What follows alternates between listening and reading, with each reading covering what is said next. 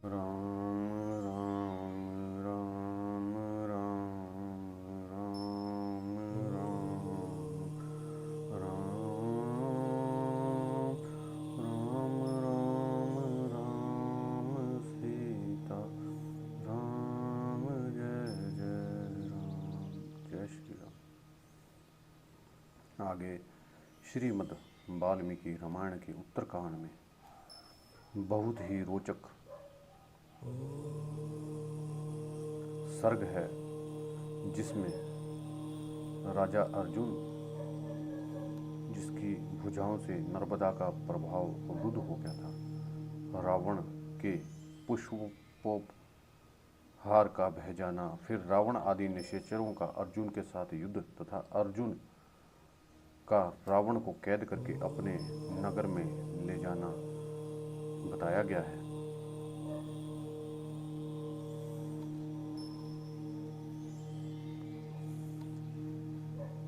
जब श्री राम जी ने अगस्त्य जी से पूछा कि क्या सभी राजा बिल्कुल कमज़ोर थे जो कि कोई भी रावण का सामना ना कर सका, तो उसके पश्चात अगस्त्य मुनि जी श्री राम को इस प्रसंग के बारे में बता रहे हैं। नर्मदा पुलिने यत्र राक्षसेन्द्र सह दारुणः पुष्पोपहारं कुरुते तस्माद् देशाद् दूरतः अर्जुनो जायन्तो श्रेष्ठो महिष्ट्यापति प्रभु क्रीडते सह नारीभिर्नर्मदा तोयमाश्रितः। नर्मदा जी के तट पर जहाँ क्रूर राक्षस राज रावण महादेव के फूलों का उपहार अर्पित कर रहा था, उस स्थान से थोड़ी दूर पर विजयी श्रेष्ठ वीरों में श्रेष्ठ महिष्मतीपुरी का शक्तिशाली राजा अर्जुन अपनी स्त्रियों के साथ नर्मदा के जल में उतरकर क्रीड़ा कर रहा था। उन सुंदरियों के बीच में विराजमान राजा अर्जुन सहस्त्र हाथिनियों के मध्य में स्थित हुए गजराज के समान शोभा पाता था। अर्जुन की 1000 भुजाएं थी। उनके उत्तम बल को जांचने के लिए उसने उन बहुसंख्यक भुजाओं द्वारा नर्मदा के वेग को रोक दिया। कृतवीर्य पुत्र अर्जुन की भुजाओं द्वारा रोका हुआ नर्मदा का वह निर्मल जल तट पर पूजा करते हुए रावण के पास तक पहुंच गया और उसकी ओर उल्टी गति से बहने लगा। नर्मदा के जल का वह वेग मत्स्य, नक्र, मगर, फूल और कुशातरण के साथ बढ़ने लगा। उसमें वर्षा काल के समान बाढ़ आ गई। जल का वह वेग मानो कार्तवीर्य अर्जुन ने ही भेजा हो। अर्जुन के समस्त पुष्पोपहार को बहा ले गया। रावण का वह पूजन संबंधी नियम अभी आधा ही समाप्त हुआ था। उस दशा में उसे छोड़कर वह प्रतिकूल हुई कमनीय कांति वाली प्रेयसी की भांति नर्मदा को देखने लगा। पश्चिम की ओर से आते और पूर्व की दिशा में प्रवेश करके बढ़ते हुए उस जल के वेग को उसने देखा। वह ऐसा जान पड़ता था मानो समुद्र में ज्वार आ गया हो। उसके तटवर्ती वृक्षों पर रहने वाले पक्षियों में कोई घबराहट नहीं थी। वह नदी अपनी परम उत्तम स्वाभाविक स्थिति में थी। उसका जल पहले ही जैसा स्वच्छ और निर्मल दिखाई देता था। उसमें वर्षाकालिक बाढ़ के समय जो मलिनता आदि विकार होते हैं, उनका सर्वथा अभाव था। रावण ने उस नदी को विकार शून्य हृदय वाली नारी के समान देखा। उसके मुख से एक भी शब्द नहीं निकला। उसने मौन व्रत की रक्षा के लिए बिना बोले ही दाहिने हाथ की उंगली के संकेत मात्र करके बाढ़ के कारण पता लगाने के लिए निमित्त शुक और सारण को आदेश दिया। रावण का आदेश पाकर दोनों वीर भ्राता शुक और सारण आकाश मार्ग से पश्चिम दिशा की ओर उपस्थित हुए। केवल आधा योजन जाने पर ही उन्हें दोनों निशाचरों ने एक पुरुष को स्त्रियों के साथ जल में क्रीड़ा करते देखा। उसका शरीर विशाल साल के वृक्ष के समान ऊंचा था। उसके केश जल से उत्प्रोत थे। नेत्र प्रांत में मद की लाली दिखाई देती थी और चित्त भी मद से व्याकुल जान पड़ता था। वह शत्रुमर्दन वीर अपनी सहस्त्र भुजाओं से नदी के वेग को रोककर सहस्त्र चरणों से पृथ्वी को थामे रखने वाले पर्वत के समान शोभा पाता था। वह नई अवस्था में सहस्त्र सुंदरियां उसे घेरे हुए ऐसी जान पड़ती थी मानो सहस्त्रों मदमद हाथिनियों ने गजराज को घेर रखा हो। उस परम अद्भुत दृश्य को देखकर राक्षस शुक और सारण लौट आए और रावण के पास जाकर बोले, राक्षस राज, यहाँ से थोड़ी दूर पर ही कोई शाल के वृक्ष के समान विशालकाय पुरुष है जो बांध की तरह नर्मदा के जल को रोककर स्त्रियों के साथ क्रीड़ा कर रहा है। उसकी सहस्त्र भुजाओं से नदी का जल रुक गया है, इसलिए यह बारंबार समुद्र के ज्वार की भांति जल की उदार की सृष्टि कर रही है। इस प्रकार कहते हुए शुक और चारण की बातें सुनकर रावण बोला, वह अर्जुन है। ऐसा कहकर वह युद्ध की लालसा से उसकी ओर चल दिया। राक्षस राज रावण जब अर्जुन की ओर चला तब धूल और भारी कोलाहल के साथ प्रचंड वायु वेग के साथ चलने लगी। बादलों ने रक्त बिंदुओं की वर्षा करके एक बार बड़े जोर से गर्जना की। इधर राक्षस राज रावण महोदर महापार्श धूम्राक्ष शुक और सारण को साथ ले उस स्थान की ओर गया जहां अर्जुन क्रीड़ा कर रहा था। काजल और कोयले के समान काला वह बलवान राक्षस थोड़ी ही देर में नर्मदा के उस भयंकर जलाशय के पास जा पहुंचा। वहां पहुंचकर राक्षसों ने राजा रावण ने मैथुन की इच्छा वाली हाथनियों से घिरे हुए गजराज के समान सुंदरी स्त्रियों से परिवेष्ट महाराज अर्जुन को देखा। उसे देखते ही रावण के नेत्र रोष से लाल हो गए। उसने अपने बल के घमंड से उदंड हुए राक्षस राज ने अर्जुन के मंत्रियों से गंभीर वाणी में इस प्रकार कहा, मंत्रियों तुम है राज से जल्दी जाकर बात करो कि रावण तुमसे युद्ध करने के लिए आया है। रावण की बात सुनकर अर्जुन के वे मंत्री हथियार लेकर खड़े हो गए। रावण से इस प्रकार बोले, वाह रे रावण वाह, तू युद्ध के अवसर का अच्छा ज्ञान है। हमारे महाराज जब मदमत होकर स्त्रियों के बीच में क्रीड़ा कर रहे हैं उस समय तुम उनके साथ युद्ध करने के लिए उत्साहित हो रहे हो।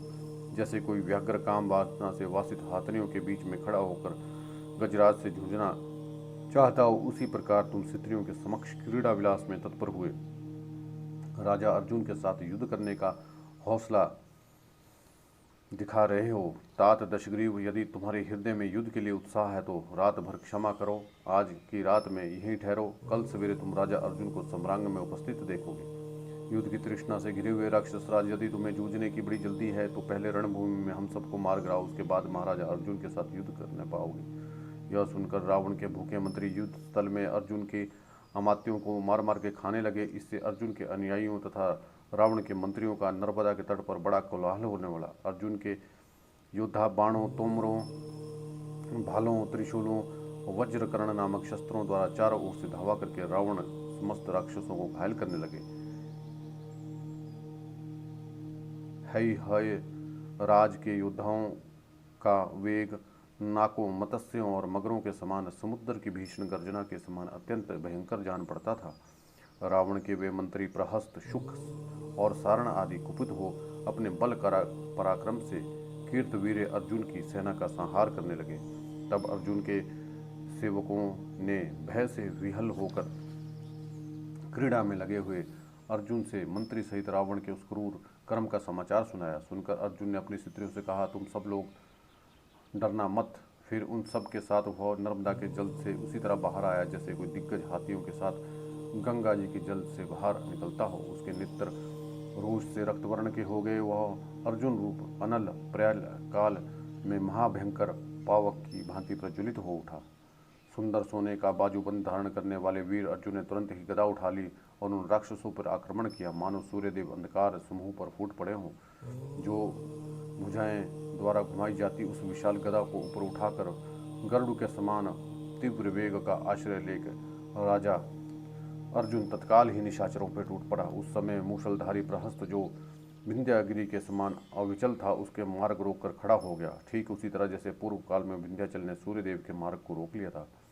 मध्य से उदंड हुए प्रहस्त ने कुपित हो अर्जुन पर लोहे का मढ़ा हुआ भयंकर मूसल चलाया और काल के समान भीषण गर्जना की। प्रहस्त के हाथ से छूटे हुए उस मूसल के अग्रभाग में अशोक पुष्प के समान लाल रंग की आग प्रकट हो गई जो जलती हुई सी जान पड़ती थी। किंतु कीर्तवीर अर्जुन को इसका तनिक भी भय नहीं हुआ और उसने अपने वेगपूर्वक आते हुए उस मूसल को गदा मारकर पूर्णतः विफल कर दिया। तत्पश्चात गदाधारी हय राज जो 500 भुजाओं से उठाकर चलाया जाता था, उस भारी गदा को घुमाता हुआ प्रहस्त की ओर दौड़ा।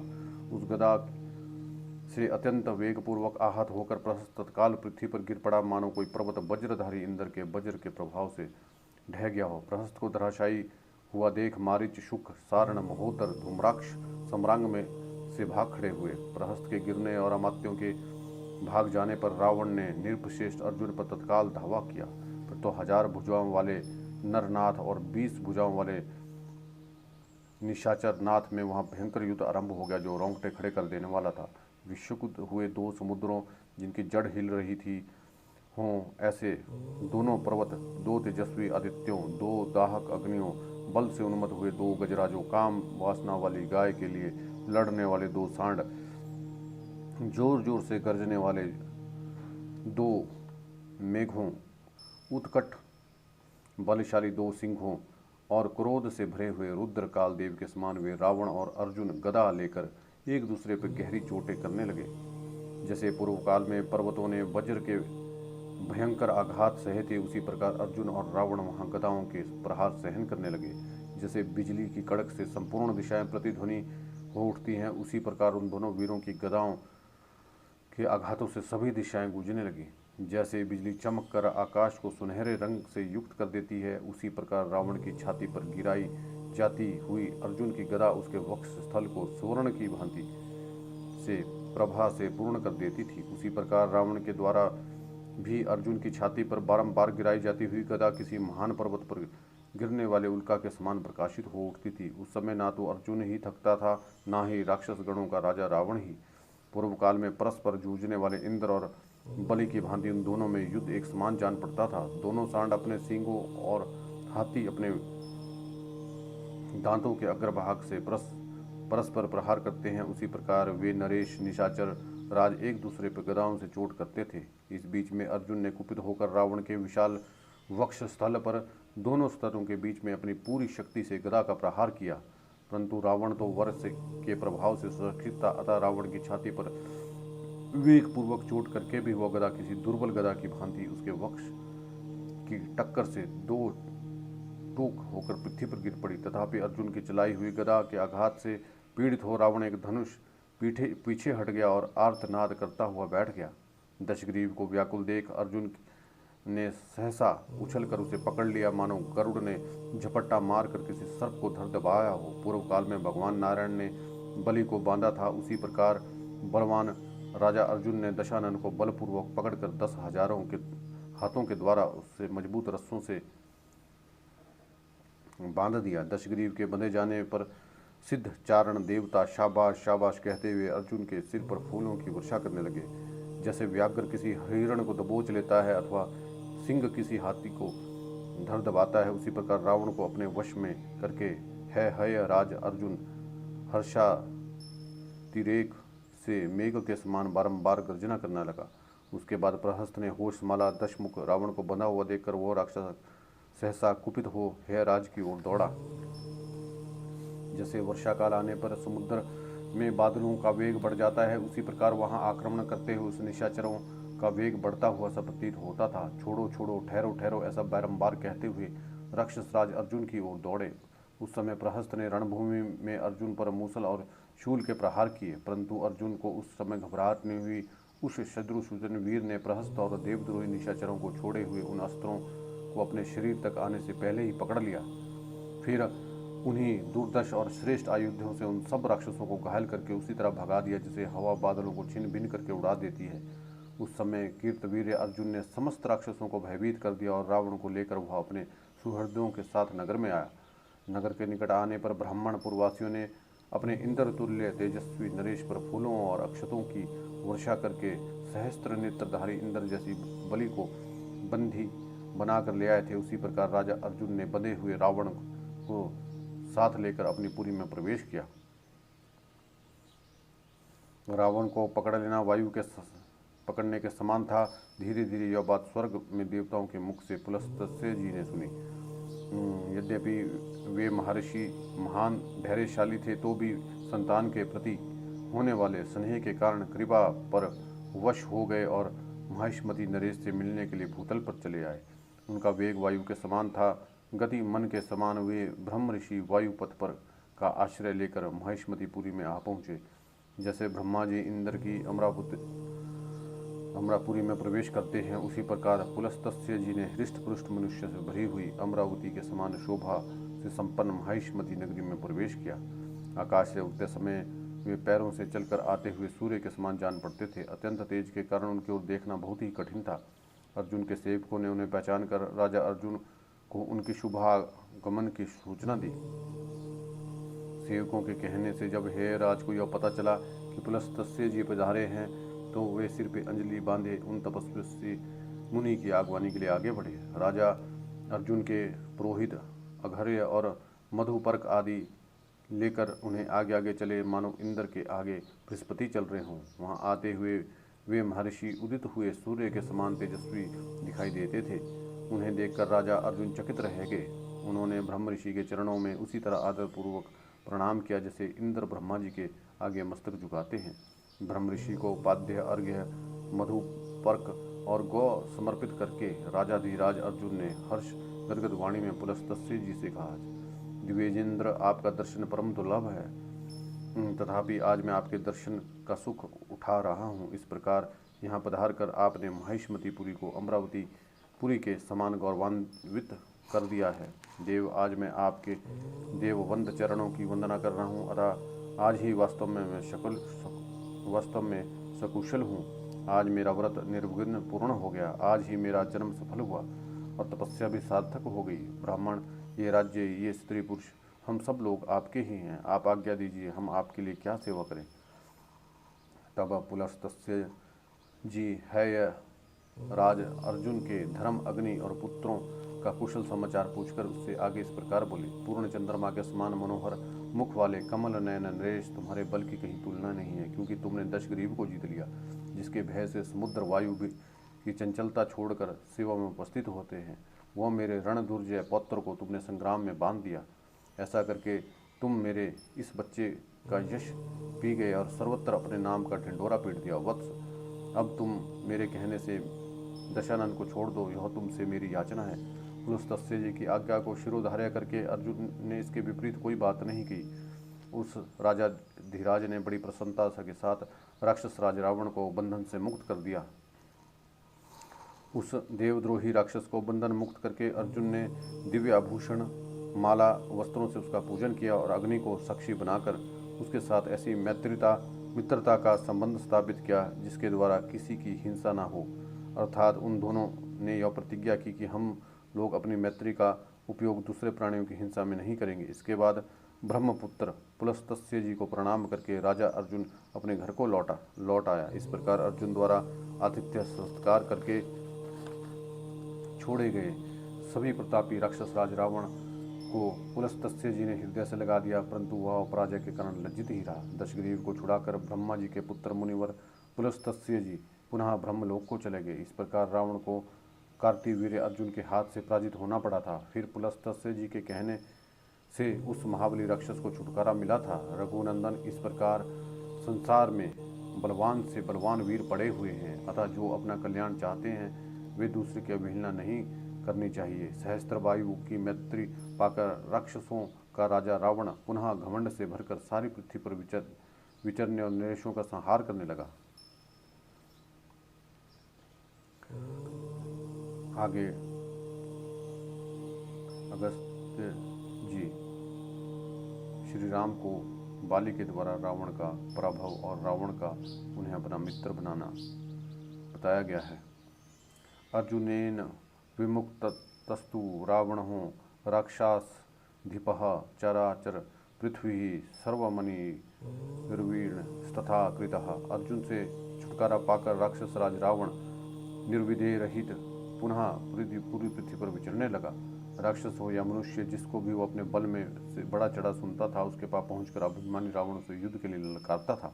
तदनंतर एक दिन बाली द्वारा पालित किष्किंधापुरी में जाकर स्वर्ण मालाधारी बाली को युद्ध के लिए ललकारने लगा। उस समय युद्ध की इच्छा से आए हुए रावण से बाली के मंत्री तारा के पिता सुषेण और युवराज अंगद और सुग्रीव ने कहा, राक्षस राज, इस समय बाली तो बाहर गए हुए हैं, वे ही आपकी जोड़ हो सकते हैं, दूसरा कौन वानर आपके सामने ठहर सकता है। रावण चारों समुद्रों से संध्योपासन करके बाली जब आते होंगे तो 2 घड़ी ठहर जाइए। देखिए राजन, जो शंख के समान उज्ज्वल हड्डियों के ढेर लग रहे हैं, ये बाली के साथ युद्ध की इच्छा से आए हुए आप जैसे वीरों के ही है। वानर राज बाली के तेज से ही इन सब का अंत हुआ है। राक्षस रावण, यदि आपने अमृत रस पी लिया हो तो भी आप बाली से टक्कर लेंगे, तब भी वो आपका जीवन का अंतिम क्षण ही होगा। विश्वराव कुमार बाली संपूर्ण आश्चर्य के भंडार हैं। आप इस समय उनके दर्शन करेंगे। केवल इसी मुहूर्त उनकी प्रतीक्षा के लिए ठहरे, फिर तो आपके लिए जीवन दुर्लभ हो जाएगा। यदि आप को मरने के लिए बहुत ही जल्दी हो तो दक्षिण के समुद्र पर चले जाइए, वहाँ आपको पृथ्वी पर स्थित हुए अग्निदेव के समान बाली का दर्शन होगा। तब लोगों को रुलाने वाले रावण ने तार को भला बुरा कहकर पुष्पक विमान पर आरूढ़ होकर दक्षिण समुद्र की ओर प्रस्थान किया। वहाँ रावण ने स्वर्णगिरी के समान ऊंचे बाली को संध्याोपासना करते हुए देखा। उनका मुख प्रभात काल के सूर्य की भांति अरुण प्रभा से उद्भासित हो रहा था। उन्हें देखकर काजल के समान काला रावण पुष्पक विमान से उतर पड़ा और बाली को पकड़ने के लिए जल्दी जल्दी उनकी ओर बढ़ने लगा। उसी समय वह अपने पैरों की आहट नहीं होने देता था। देव योग से बाली ने भी रावण को देख लिया, परंतु वे उसके पापपूर्ण अभिप्राय को जानकर घबराए नहीं। जैसे सिंह खरगोश को गरुड़ सांप को देखकर उसकी परवाह नहीं करता, उसी प्रकार बाली ने पापपूर्ण विचार करने वाले रावण को देखकर भी चिंता नहीं की। उन्होंने यह निश्चय कर लिया कि जब पाप आत्मा रावण मुझे पकड़ने की इच्छा से निकट आएगा, तब मैं इसे कांग में दबाकर लटका लूँगा और इसे लिए दिए शेष 3 महासागरों पर भी हो आऊँगा। इसकी जांग, हाथ, पैर, वस्त्र खिसके होंगे, मेरी कांग में दबा होगा और दशा में लोग मेरे शत्रु को गरुड़ के पंजे में दबे हुए सर्प के समान लटकते देखेंगे। ऐसा निश्चय करके बाली मौन ही रहे और वेद मंत्रों का जप करते हुए गिरिराज सुमेरु की भांति खड़े रहे। इस प्रकार बल के अभिमान में भरे हुए वानरराज और राक्षसराज दोनों एक दूसरे को पकड़ना चाहते थे।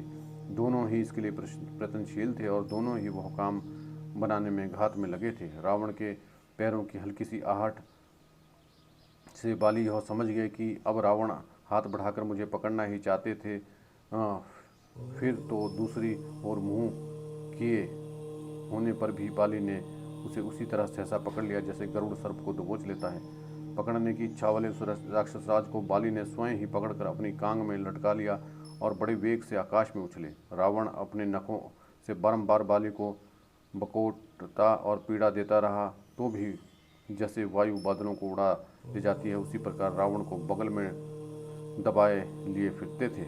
इस प्रकार रावण को हर लिए जाने पर उसके मंत्री उसे बाली से छुड़ाने के लिए कोलाहल करते हुए उसके पीछे पीछे दौड़ते रहे।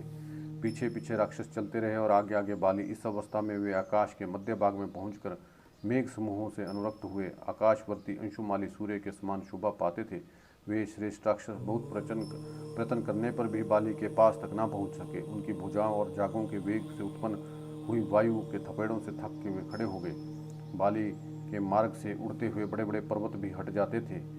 फिर रक्त मांस में शरीर धारण करने वाले, जीवन की रक्षा चाहने वाले प्राणी उनके मार्ग से हट जाएं, इसके लिए तो कहना ही क्या है। फिर देर में बाली समुद्र तक पहुंच जाते थे। फिर देर में तीव्रगामी पक्षियों के समूह भी नहीं पहुंच पाते थे। उन महावेगशाली वानरराज ने क्रमशः सभी समुद्रों के तट पर पहुंचकर संध्यावंदन किया। समुद्रों की यात्रा करते हुए आकाशचारी में श्रेष्ठ बाली की सभी खेचर प्राणी पूजा और प्रशंसा करते थे। वे रावण को बगल में दबाए हुए पश्चिम समुद्र के तट पर आए। वहाँ स्नान, संध्योपासना और जप करके वे वानर वीर दशानन को लिए दिए उत्तर समुद्र के तट पर जा पहुँचे। वायु और मन के समान वेग वाले वे महावानर वाली कई सहस्त्र योजन तक रावण को ढोते रहे। फिर अपने उस शत्रु के साथ वे उत्तर समुद्र के किनारे पहुँचे। उत्तर सागर के तट पर संध्योपासना करके दशानन का भार वहन करते हुए पूर्व दिशावर्ती महासागर के किनारे पर गए। वहाँ भी संध्योपासना करके संपन्न करके वे इंद्रपुत्र वानरराज वाली दशमुख रावण को बगल में दबाए फिर किष्किंधापुरी के निकट आए।